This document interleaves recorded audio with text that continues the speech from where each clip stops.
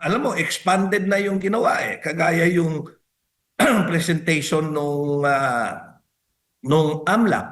Hindi naman nakalagay sa affidavit doon sa complaint specifically kung ano ang mga transactions which were matatawag natin illegal transaction. It was never pointed out doon sa affidavit. Pero ang ginawa, pinag-present yung AMLAC ng lahat ng transaction na pumapasok sa o magiging attributable kay Vice President. So in-expand na. So ito nga yung tinatawag parang fishing expedition. Now, kita mo yung testimony ni Madriaga. So hindi lang binigyan ng credibility, hinayaan pang i-expand dahil 'di ba hinayaan siyang mag-file ng supplemental affidavit na yung unang affidavit pinayagan siyang mag-file ng isa pang affidavit na mas pinalawak pa yung unang affidavit na naka-attach dun sa complaint. At saka parang kaduda-duda naman, isipin mo, napakahusay naman nitong tao na ito, convicted na ng lower court for kidnapping. Makakasama natin via Zoom si Congressman Bong Sontay ng Quezon City 4th District. Congressman, magandang umaga sir. Si Admar, si MJ sa Puso ng Bayan. Hi, good morning, Admar, umaga sa inyong dalawa. Opo, Congressman, Attorney, ano po ang inyong key takeaways sa naging pagdinig kahapon? Lalo na, sir, doon sa mga bintang pinalalabas na propaganda na bilyonaryo pala itong si VP Sara Duterte, sir. Well, alam mo, clarify nga natin sa AMLA kasi may present sila doon at parang pag tinignan mo nga, kagaya sinabi ko doon sa hearing, parang nakakalula dahil bilyon-bilyon piso yung pinakita nila na total amount na pumasok raw o transactions na nangyari. Pero clarify natin yan kung paano ba nila binibilang yung transaction amount at kung paano kinukuha yung total. Lumabas naman, sinabi ng tiga-AMLA na every time may pumapasok na pera, for example, 500,000. Ginawa ko yung amount na 500,000 kasi dun sa under our law, banks are obligated na i-report sa AMLA every time merong amount 500,000 or above na pumapasok sa isang account. So it does not mean, hindi ibig sabihin suspicious yung amount o may kababalaghan na nangyayari na pagka ni-report sa AMLA ng bangko. Basta 500,000 and above ang amount na pumasok sa account mo o sa account ko, ibig sabihin yan kailangan i-report sa AMLA. So every time may pumapasok sa account na 500,000, i-report sa AMLA. Pagka yung pumasok na 500, ibinalik mo, then that's another transaction. Ibig sabihin, may 1 million na movement na dun sa account mo. Pag binalik ngayon sa iyo yan, another transaction na naman yon. So kunyari, binalik sa iyo ulit yung 500. Ganito kunyari, meron akong nakitang auto na Toyota Corolla at binayaran ko yung Toyota Corolla worth 500,000 pesos. So i-report kayo niyan na merong 500,000 pesos na pumasok sa aking account. Ngayon, pagka yung Toyota Corolla, naisipan kong ibenta at 550,000 at may bumili nito, ako ng 550,000, ibig sabihin, meron ng 1,050,000 na pumasok sa account ko. Ngayon, kunyari, may nakita akong auto na naman worth 1 million at yung 1,050,000 sa account ko, pinambayad ko yung 1 million doon, di ibig sabihin, 2,050,000 na ang pumasok sa account ko. So alam mo, palubo ng palubo yun, but it doesn't mean na yung pera na nasa account ay lumalaki. Opo, Congressman. Sir, yung bang AMLAC report, ito ba'y nagtatranslate as guilt laban sa Vice President? Adman, medyo hindi ko kayo marinig. Sorry Opo, Kong, yung po bang mga statement o report kahapon na AMLAC, tantamon po ba yun sa guilt na kanila pong ipinupukol laban kay VP Sara? No. Alam mo, hindi that is not amounting to any guilt na ipinupukol kay Vice President Inday. Kaya clarify natin. At alam mo, nagulat nga ako and I pinoint out ko rin, alam mo, ang bilang na sinimulan nila yung reporting na yan way back nung 2005 hanggang 2025. But I pointed out, an impeachable officer can only be held liable for actions done during the term that she was an impeachable officer. So, kailan ba naging impeachable officer si Vice President Sara? Nung 2022 lang. Dahil nung 2022, doon lang siya naging vice presidente.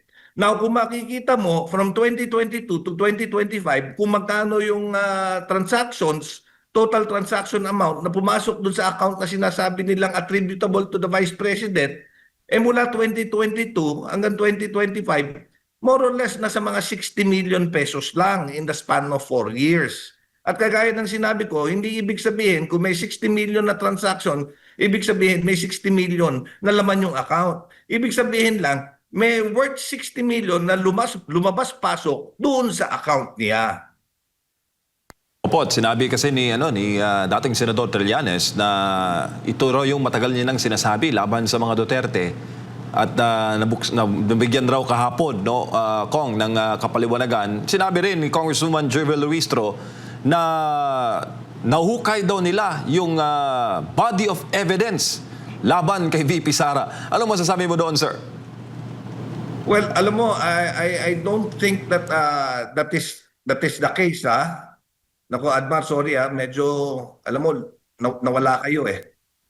Opo, Kong, in reaction lang po ninyo doon sa naging statement ni Congresswoman Luistro na... I don't think that is the case, Admar, kasi kagaya yung mga sinasabing yung paliwanag ko nga, it is not attributable to any guilt. It does not show any guilt. Now, yung sinasabi ni former Senator Trillanes na nahukay niya, whatever ang nahukay nila, alam mo, yung mga data na ibinigay is not verifiable also. Hindi natin alam kung saan nanggaling yon.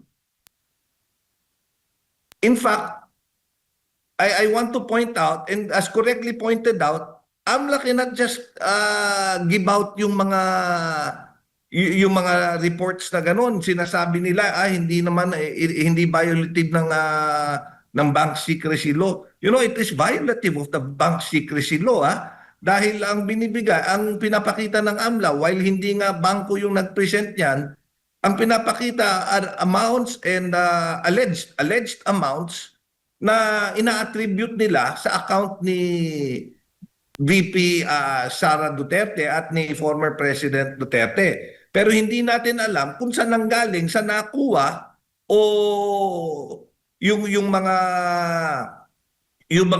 dokumento na sinasabi. And any private document in order to be admissible as evidence should be authenticated first. Walang authentication na nangyari diyan.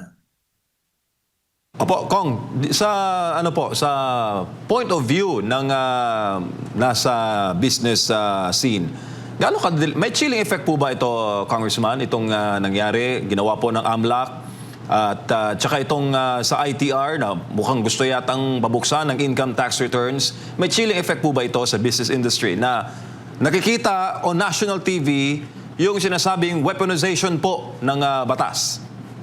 Yes, of course. Alam mo, may chilling effect yan. Dahil alam mo, ang mga investors, both local and foreign, nag-i-invest sa atin bansa yan because they rely on on policies like and laws like the bank secrecy na hindi basta-basta mabubuksan o maipapakita kahit kanino yung mga financial transaction ng isang negosyante, ng isang negosyo, business interest.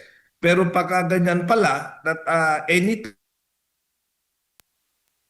baguhin, then that carries a chilling effect, MJ. Opo, Kong, magandang umaga. Si Admar po ito, no? Sinabi po ng Korte Suprema sa kanilang dalawang desisyon, kaugnay nga dito sa impeachment, yung unang impeachment ni Vice President Sara Duterte na dapat mayroong due process. Sa tingin niyo po, nasunod ito kasi ginigiit din ng chairwoman ng House Committee on Justice na may due process. Simula na mag-umpisa ang impeachment process panibago dito kay laban kay Vice President Sara Duterte. Nasunod ba ito or mas lalong naabuso po? Well, alam mo dahil due process means that yung the other party is given an opportunity to be heard. Now, lagi nga sinasabi that we call on the Vice President just to point out na wala siya doon. But you know, the right to be heard also carries it with it the right to be heard and to be present at the correct time.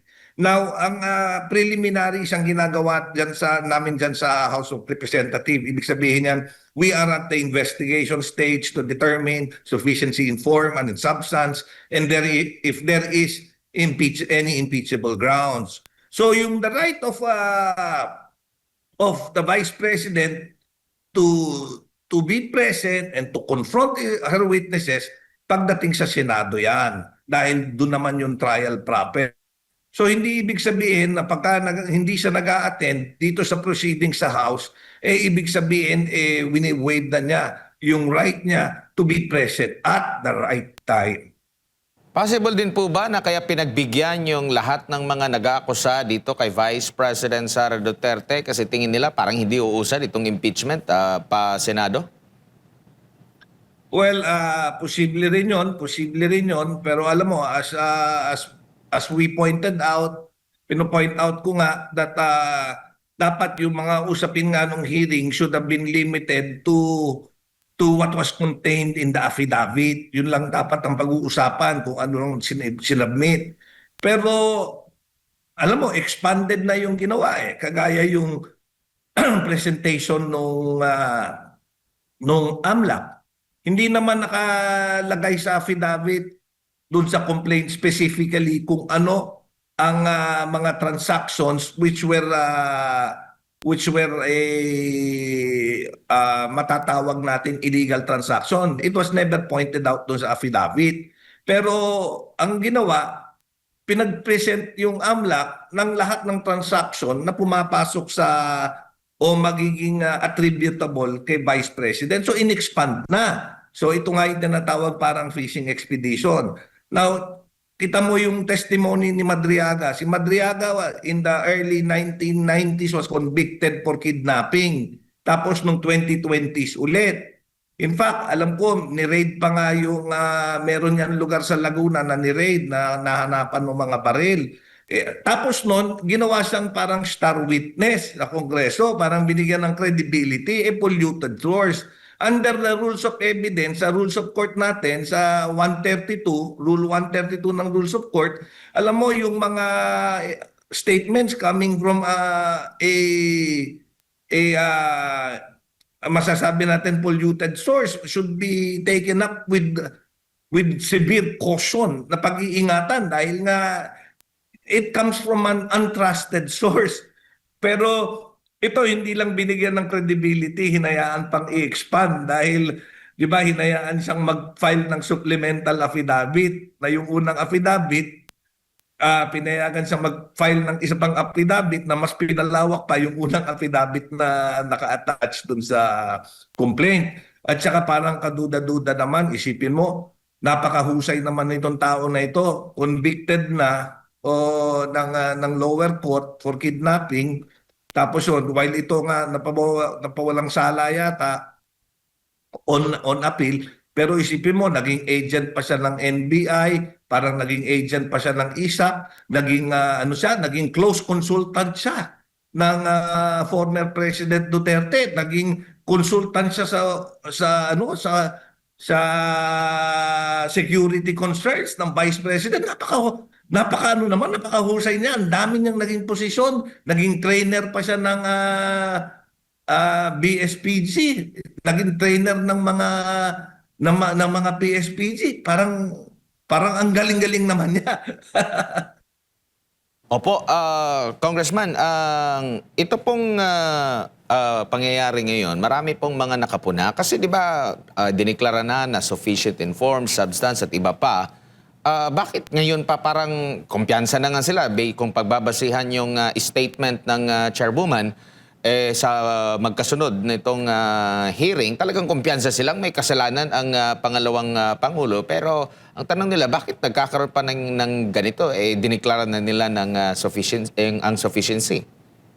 Well, yun nga, alam mo, since it was already declared sufficient in form and substance, siguro dapat ibato na lang sa plenary.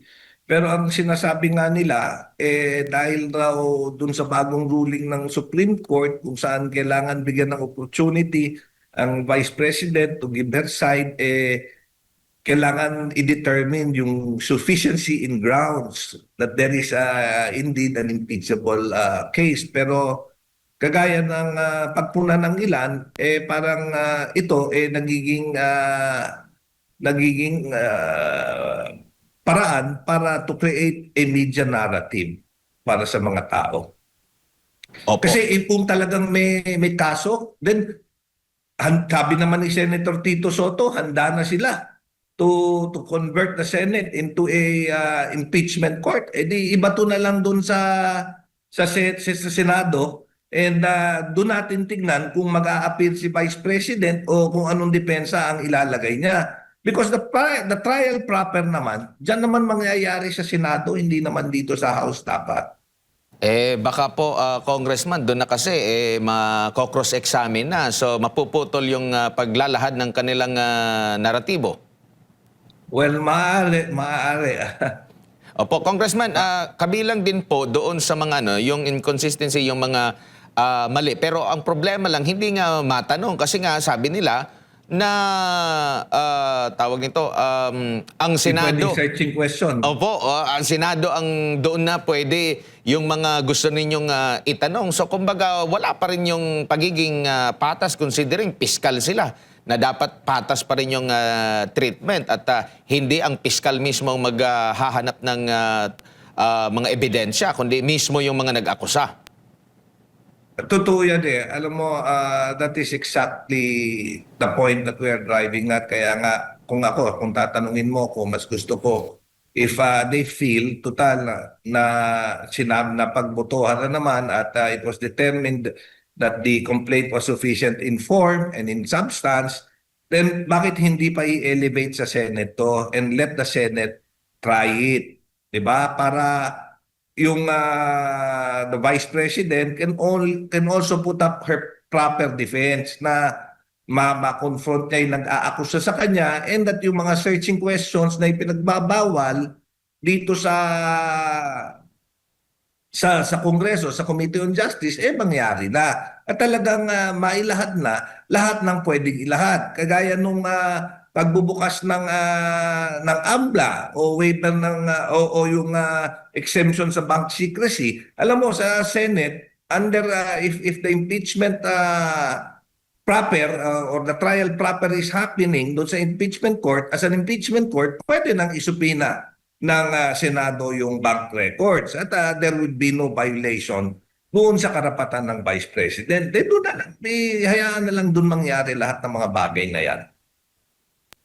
Opo, siguro bilang panghuli na lang din po, no, Congressman, ano po yung dapat na take dito ng ating mga kababayan? Kasi kung pakikinggan mo talaga itong parang sila na, yung gospel truth na po. Pero ang nakakapanindig balahibo dito ay mismong taong bayan naman ang nagdedepensa kay Vice President Sara Duterte. Sila na yung nagbubusisi doon sa mga inilalahad. Kasi hindi nyo magawang questionin dyan sa komite. Sila na mismo ang naglalahad po ngayon dito po sa mga inconsistency. Like kagaya doon sa nag-deposit daw way back 2011 sa isang mall sa Davao City para sa mga Duterte na yung mall na yon September ng 2012 pa pala naitayo po, Congressman. Ito'y pagbusisi ng taong bayan at inilahad nila sa mundo ng social media, Congressman. Well, totoo yan kaya nga doon sa mga taong bayan, sa ating mga kapwa Pilipino, it's very I don't think that we should prejudge the case based dun sa napapanood natin dahil hindi natin nakikita kung ano yung totoong sitwasyon. Kagaya rin dun sa kaso nung statement ni Madriaga na pumunta raw siya, nag-withdraw siya sa bangko sa Lubao sa isang mall. Wala naman may isang rin netizen o taong bayan ang nagsabi na nakatira siya sa Lubao at wala naman raw mall sa Lubao na kinorek rin niya yun. Ganon din yung painting na sinabi ni Madriaga. She gifted the Vice President with the painting na nakasabit sa opisina. Tapos noon, di ba, later on, yung gumawa, yung artist who made the paintings, went out at sinabi niya, hindi. Ako yung gumawa ng painting na yan at nirigalo ko kay Vice President yan during the time that she was a mayor. I think before we prejudge or any judgment is made against the Vice President, it's better for the Filipino people to see kung ano yung magiging ano yung maipipresent na depensa at yung mga akusasyon laban sa Vice President during the trial proceeding itself. Kung saan talagang pwedeng ma-examine yung witness at ma-cross-examine yung mga ebidensya at saka yung mga witness to be presented. Opo, Kong, maraming salamat po sa inyong panahon, sir, at mabuhay po kayo. Mabuhay, Admar, JM, MJ, thank you very much sa invitation niyo. Yan po si Quezon City 4th District Congressman Bong Sontay sa ating pong mga paksa na may kaugnayan po sa impeachment, chilling effect nito sa mga negosyante at iba pang mga paksa na may kaugnayan po sa current affairs ng bansa.